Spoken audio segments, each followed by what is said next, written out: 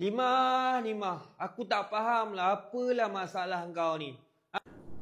Weh Harun, pokok kelapa paling tinggi di atas langit. Kau ni masalah lagi ke? Dah Melayu kata macam tu kan?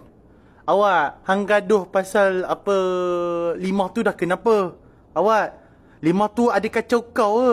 Ha? Tak payah duk jadi koyak berepek sangat boleh tak? Orang fikir apa susah? Hang fikir duk menghina orang. Hina tu bagus sangat ke punya perangai kau? Ha? Sedaklah diri kau tu dulu.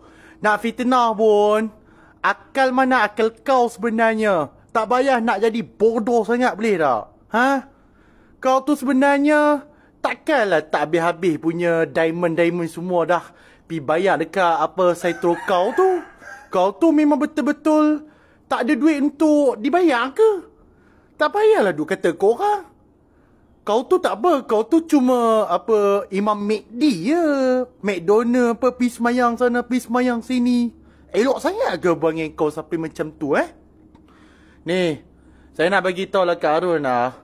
Apa kata kau boleh jadi anjing menggonggok boleh tak? Anjing menggonggok, lepas tu letak kat kelang mana-mana pi menggonggok suka hati kau boleh tak? Tolonglah, rakyat sekarang lah ni dah muak dengan perangai kau tahu dah. Ni, apa yang terjadi pada Ron 95 macam mana sekalipun kami dah tak tahan dengan perangai kau. Kau tu masalah apa sebenarnya? Gaduh sangat dengan panggil orang. Awak, orang lain ada ribut kat hang ke? Awak hang setiap kali rebut nama orang lain, petik sana, petik sini, petik sana, petik sini. Kamu ni macam apa Imam McD ni mengada-ngada ke kamu yang paling terhebat ke? Sudahlah kau.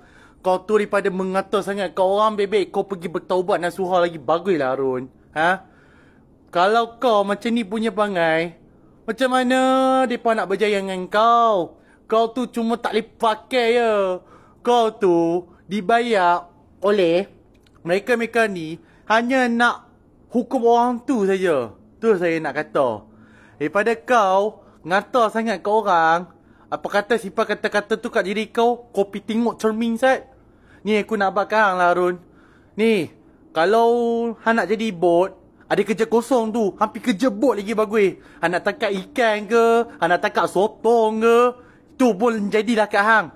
Daripada hang mengata sangat mulut tu simpan jaga sikit. Biar jadi aji menggonggok tak apa lagi bagus. Okey, terima kasih. Bye-bye.